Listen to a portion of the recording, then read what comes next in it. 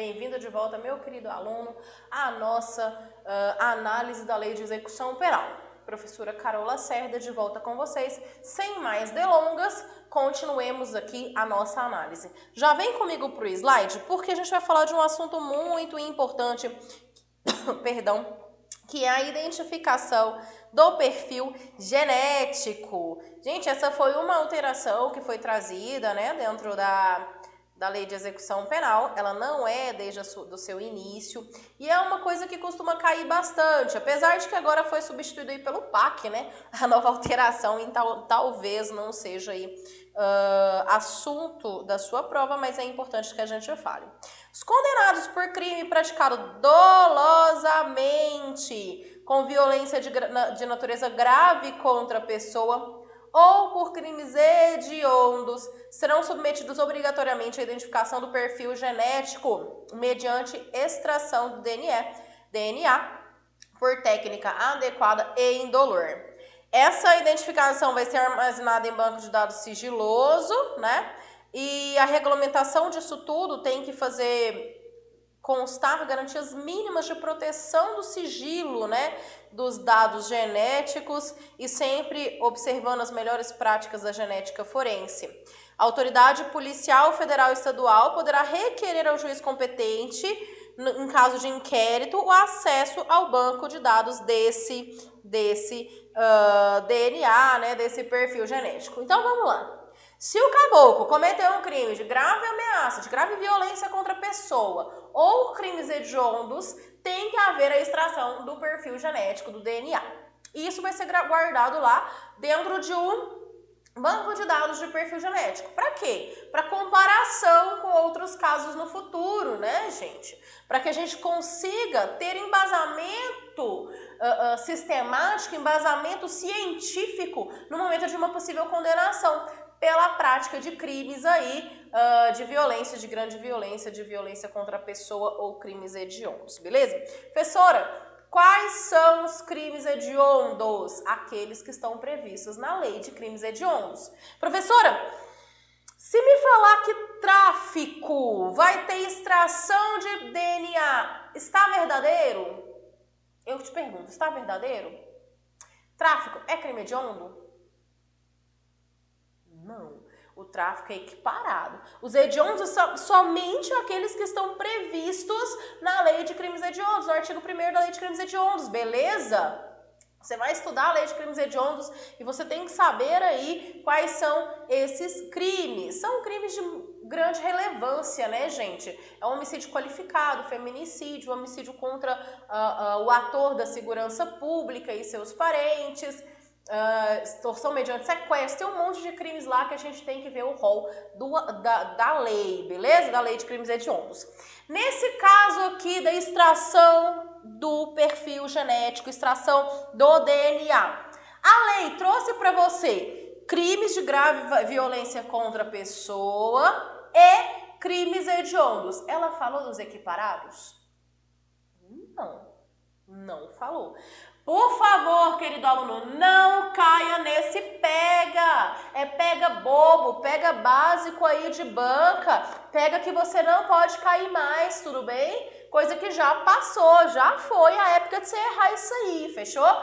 São crimes hediondos, aqueles que são previstos na lei de crimes hediondos. Para a maioria dos institutos, as mesmas coisas que estão ali previstas na lei de crimes hediondos também são previstos para os crimes equiparados. Quais são os equiparados? São os 3 T's, ou T3, né? Tráfico, tortura e terrorismo. Esses são os equiparados, são os 3 T's ou o T3, beleza? E aí, gente, aqui, para a extração do perfil genético, não conta os equiparados, tranquilo? Essa retirada tem que ser para o meio idôneo, né? Para o meio mais fácil, tem que ser indolor, né? Não pode sentir dor. Vai ter ali um banco de dados sigiloso, onde vai ter a proteção ali de todas as informações desse indivíduo. E a autoridade policial, ela vai solicitar, quando necessário, ao juiz o acesso a esse perfil, quando houver aí um inquérito instaurado e houver aí suspeitas cabíveis aí, né, fundadas suspeitas de que tem ali no banco de dados alguma coisa que vai de fato corroborar para essa investigação. Tranquilo? Bora voltar aqui então. Deve ser viabilizado ao titular de dados genéticos acesso aos seus dados constantes nos bancos de perfis genéticos, bem como a todos os documentos da cadeia de custódia que gerou esse dado, né?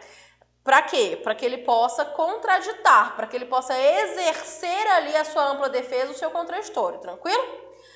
O condenado pelos crimes previstos no caput desse artigo, quais são eles, gente? Violência, grave violência contra a pessoa ou crimes hediondos e que não tiver sido submetido à identificação no ingresso do estabelecimento, vai ter que ser submetido durante o cumprimento da pena, tá? Essa aqui, ó, gente, já é aqui uma alteração, tanto o parágrafo 4º quanto o parágrafo 8º, são alterações advindas do PAC, constitui falta grave a recusa do condenado em submeter-se ao procedimento de identificação do perfil genético. Então, o cara, ele tem o direito de recusar? Tem, né, gente? Só que vai ser considerado falta grave ali na execução da sua pena. A gente vai ver mais pra frente quais são as sanções aplicadas aí àqueles que cometem falta grave, beleza? Então, vai ser considerado falta grave a recusa nessa identificação do perfil genético.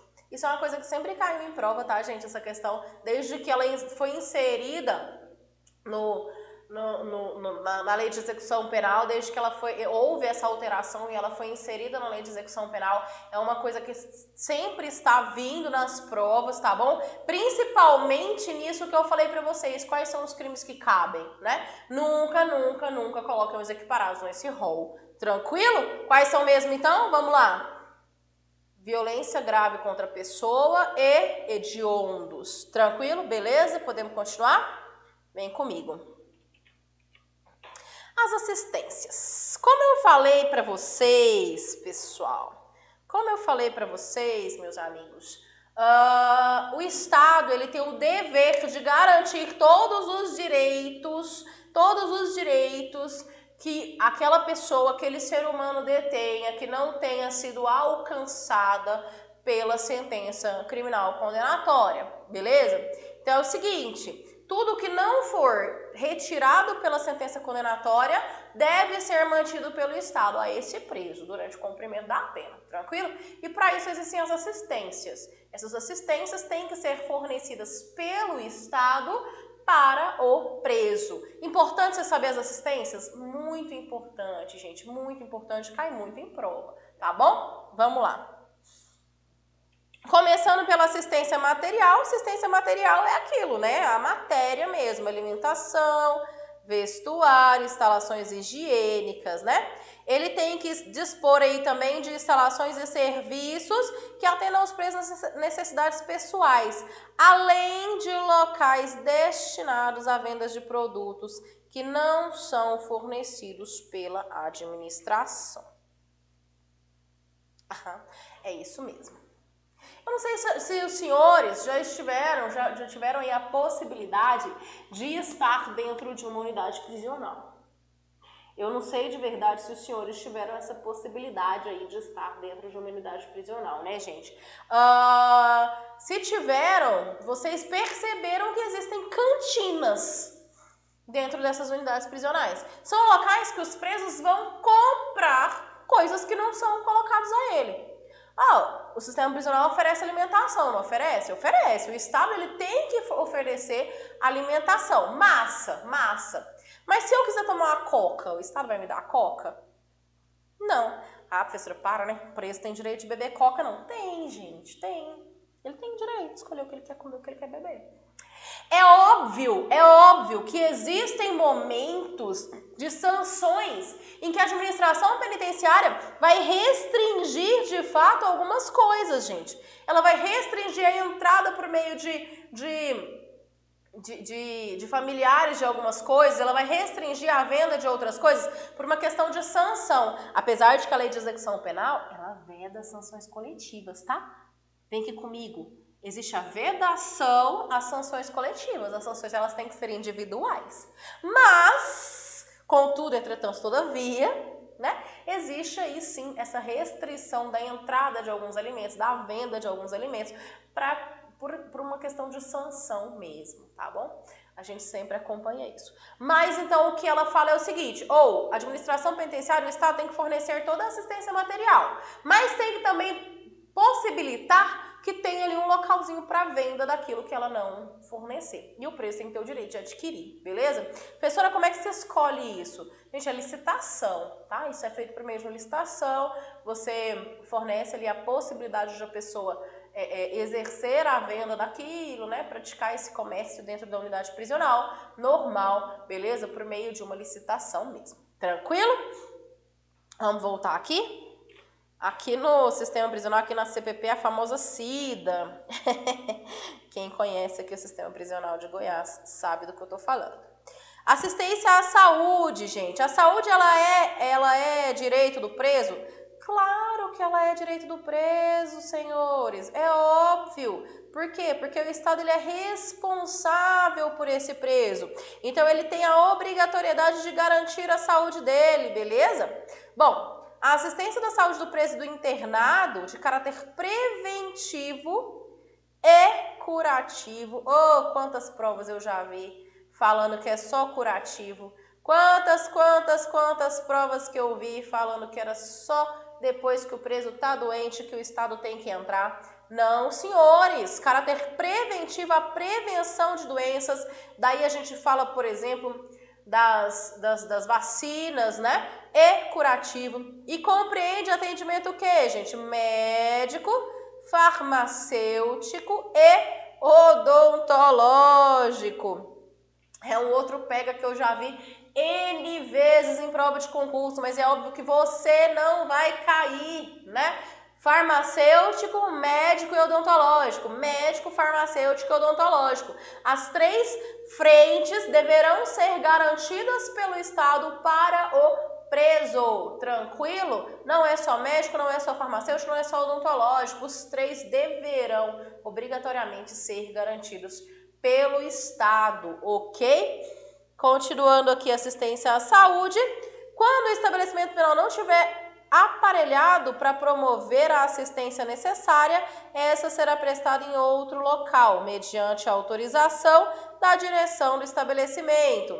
Não só autorização, tá, gente? Além da autorização da direção, tem que haver a escolta prisional. E aí existe uma autorização de saída, né? A gente vai ver mais pra frente o que é isso também, né? A permissão de saída, não é a saída temporária, é a permissão de saída. O que é isso? Ou vai ter uma saída, ele vai deixar o sistema prisional por algum motivo. Esse motivo é um motivo médico, um motivo de saúde. Não tem condição de fazer uma cirurgia tal dentro do presídio. O cara tá ali com o apêndice supurado, né? Tá morrendo de dor, vai supurar, vai estourar essa porra toda e corre o risco de morte do indivíduo. Nós vamos deixar ele morrer na cela? Vamos não, gente.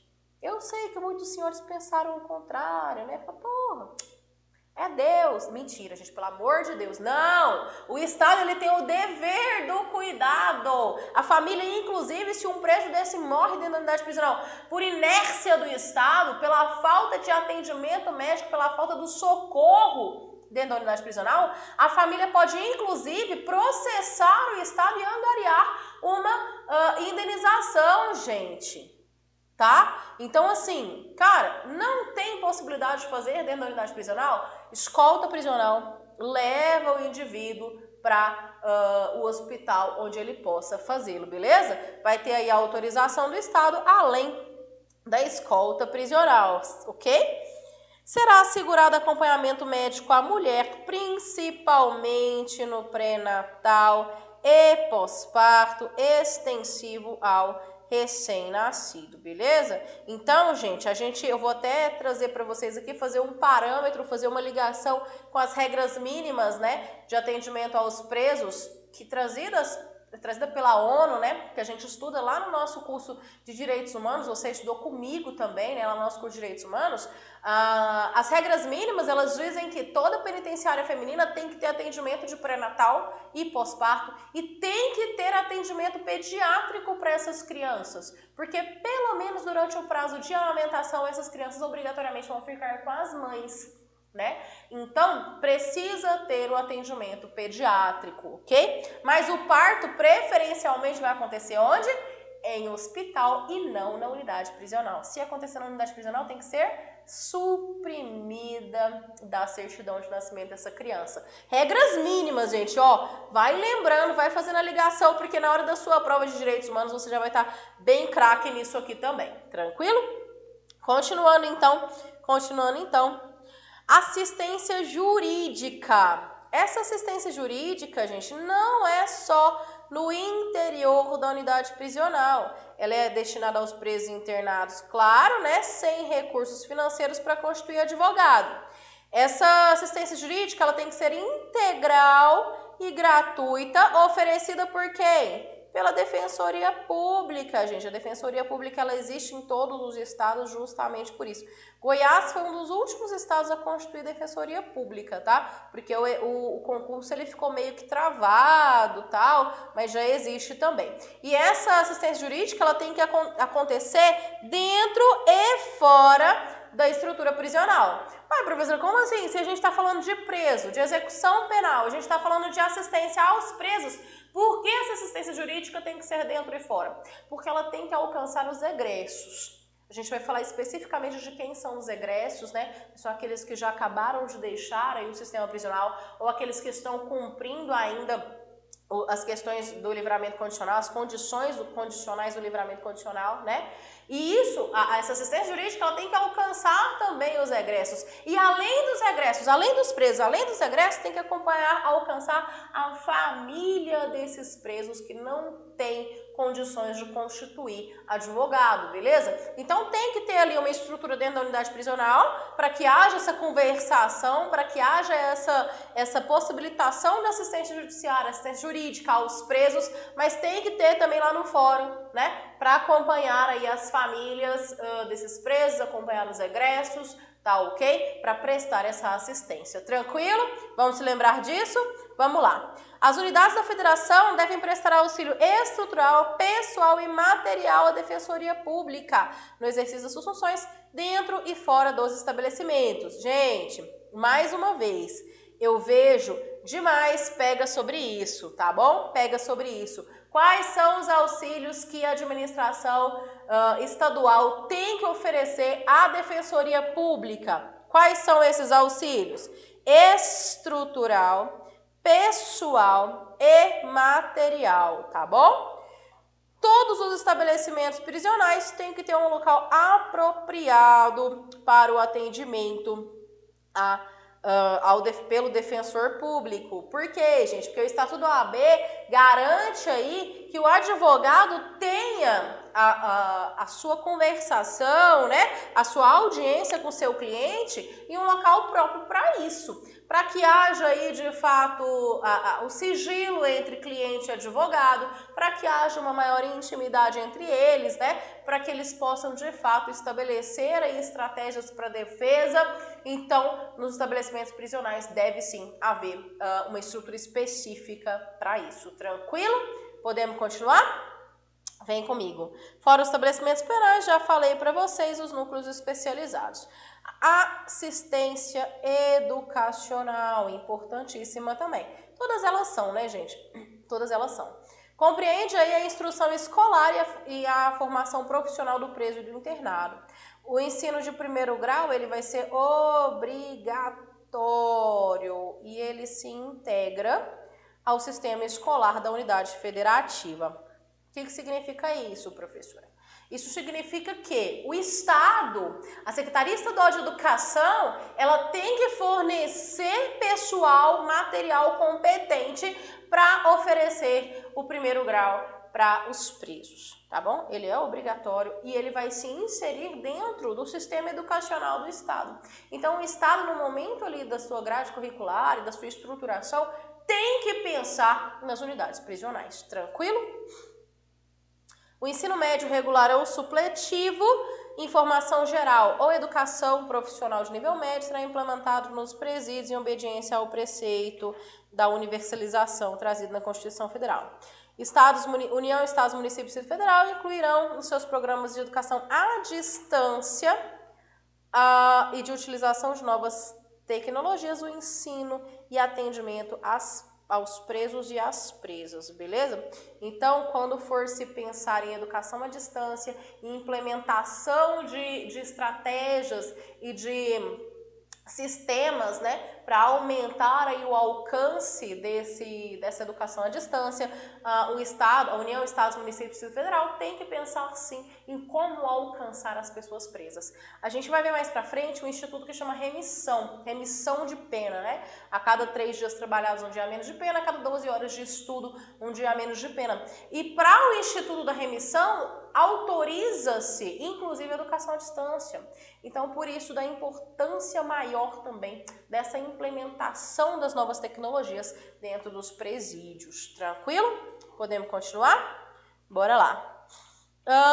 O ensino profissional será ministrado em nível de iniciação ou aperfeiçoamento técnico, dependendo aí do grau de escolaridade do preso. Agora, isso aqui, gente, ó, que eu vou falar para vocês aqui agora, né?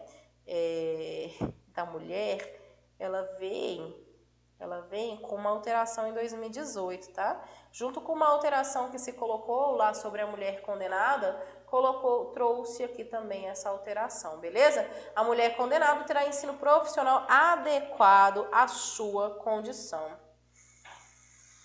Professora, esse trem tá falando o que eu tô pensando que ele tá falando mesmo? É triste, né? Eu sei. É um pouco triste. As meninas vão ficar revoltadas aí, né? Junto comigo. Como assim, professora? Como assim? Ele tá querendo dizer, então, que o ensino da mulher tem que ser diferente do homem? Porque a mulher não tem a mesma capacidade do homem? Não tem a mesma condição. Então, aquela história. Para a mulher a gente vai dar lá um ensino profissionalizante, por exemplo, em costura, em corte, em bordado, né? Enquanto para o homem a gente vai dar ali uma instrução profissionalizante em construção civil. Me ajuda, Lei de Execução Penal. Me ajuda, Legislativo Brasileiro, né? Nós já mostramos N vezes quão capazes nós somos de fazer a mesma coisa que os homens. Mas, enfim, está previsto na LEP e você tem que saber para a sua prova, tranquilo? Para fechar a assistência educacional, ela pode ser aí atividade objeto de convênio com entidades públicas ou particulares, para que se faça aí, ofereçam os cursos especializados. Aqui em Goiás, gente, aqui no estado de Goiás, existe muita parceria mesmo, né, com SESC, SENAC, e que fornece aí qualificação profissional para esses presos, e no futuro eles já saem com emprego garantido, o que é muito legal. Eu vi em loco, né, alguns presos que largaram de fato a vida do crime para ingressar na construção civil, eles já saíram do sistema prisional empregados e com um trabalho ali para continuar a sua vida, o que é muito bacana, beleza? Previsto pela Lei de Execução Penal.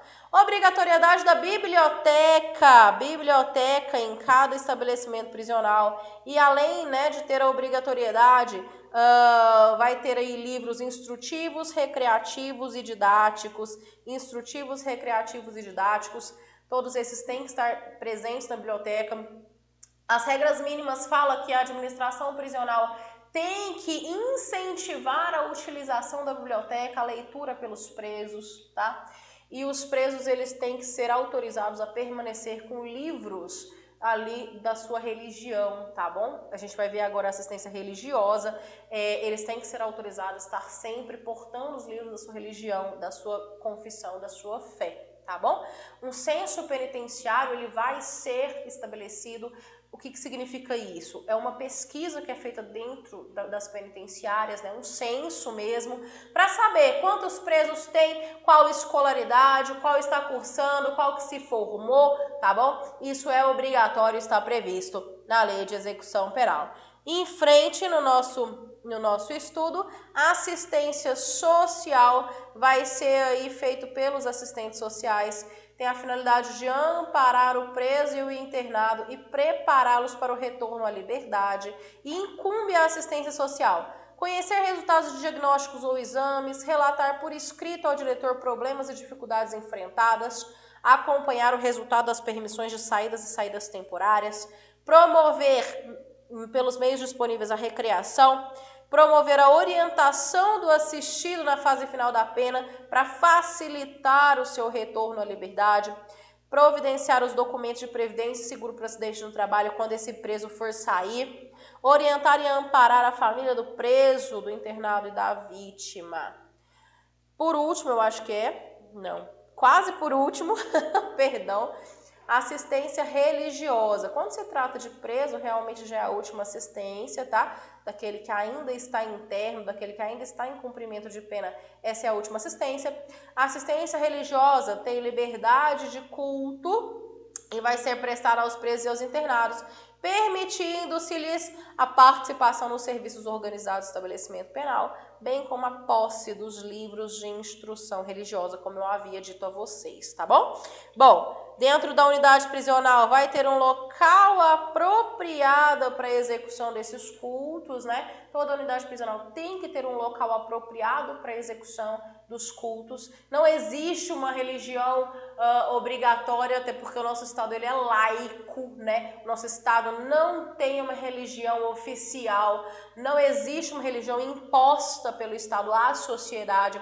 Então, nenhum preso é obrigado a participar de um culto religioso, nenhum preso é obrigado a ter uma religião. Ele participa se ele quiser, mas se ele quiser, tem que ser dado a ele a possibilidade de participar. Tem que ter um local específico para a realização desses cultos religiosos. E mais, ele tem que ser permitido, a permanência com o seu livro ali que confessa a sua fé, tá? Ou uma Bíblia, ou um Evangelho segundo o Espiritismo, ou um Alcorão, qualquer que seja aí o livro que remeta à sua fé. Tranquilo?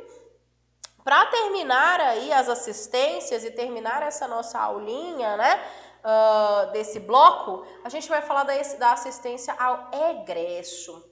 Mas para que eu fale da assistência ao egresso, eu preciso que você saiba quem é o egresso. Quem é o egresso? O egresso é aquele que ainda está preso? Não, o egresso é aquele que já saiu da unidade prisional. Mas quem é ele? Até quando uma pessoa é considerada egresso? Vamos lá ver? Primeiro, o liberado definitivo pelo prazo de 1 ano a contar da sua saída do estabelecimento. Então, durante o período de 1 ano, gente, ele é considerado egresso. E ainda o condicional durante o período de prova. Durante 1 ano, depois do término do cumprimento da pena, da saída do sistema prisional desse preso, ele é considerado egresso. Nós vamos ver nos estabelecimentos penais que existe um estabelecimento chamado patronato. O patronato, ele existe justamente para executar essa assistência ao egresso, essa assistência social. O patronato é composto por agentes prisionais, policiais penais, claro, mas também por assistentes sociais que irão acompanhar esse egresso na tentativa de ajudar aí a fornecer emprego, né, a conseguir um emprego, ajudar aí na formação profissional, oferecendo, por exemplo, cursos de informática, alguma coisa nesse sentido.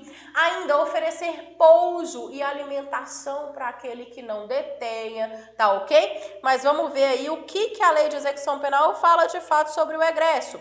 A assistência ao egresso consiste na orientação e apoio para reintegrá-lo à vida em sociedade, concessão, se necessário, de alojamento e alimentação em estabelecimento adequado. Esse estabelecimento adequado, eu falei para vocês já, né, que vai ser de nome patronato, já é trazido pela própria Lei de Execução Penal, letra maravilhosa da titia, patronato, né? Pelo prazo de quê, gente? Pelo prazo de 2 meses. Esse prazo de 2 meses pode ser prorrogado uma única vez, caso seja provado, caso seja atestado pelo próprio assistente social que esse preso ele está tentando conseguir emprego. Ele não conseguiu ainda, mas ele está tentando de uma forma ou de outra, que ele não está parado no tempo, né? Que ele está buscando a sua melhoria, e daí o Estado pode prorrogar por mais 2 meses essa assistência de alimentação e alojamento, né, que é feito no patronato, beleza? O assistente social, ele vai aí acompanhar, auxiliar esse egresso na tentativa de fazer com que ele arrume um emprego, tá bom?